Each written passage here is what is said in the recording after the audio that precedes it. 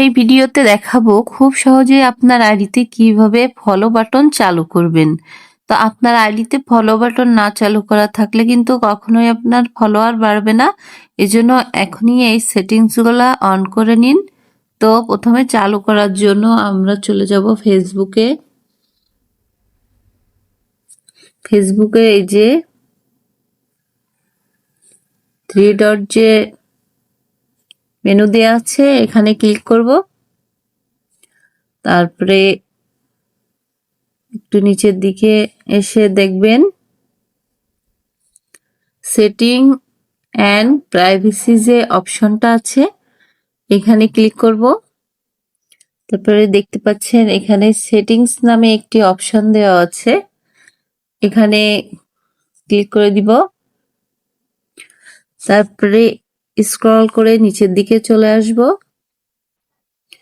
এখানে দেখতে পাচ্ছেন লেখা আছে how people can find and contact you.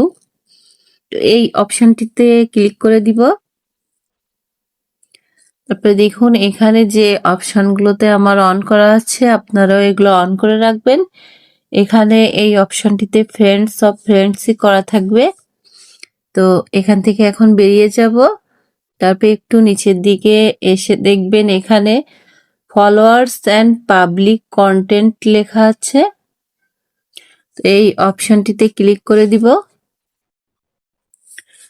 এখানে দেখতে পাচ্ছেন আমার যে অপশনগুলিতে পাবলিক করা আছে আপনারাও পাবলিক করে রাখবেন।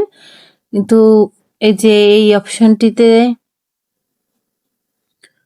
যে who can see your followers on your timeline এখানে অনলিমি করা আছে, এটা আপনারা অনলিমি করে রাখবেন।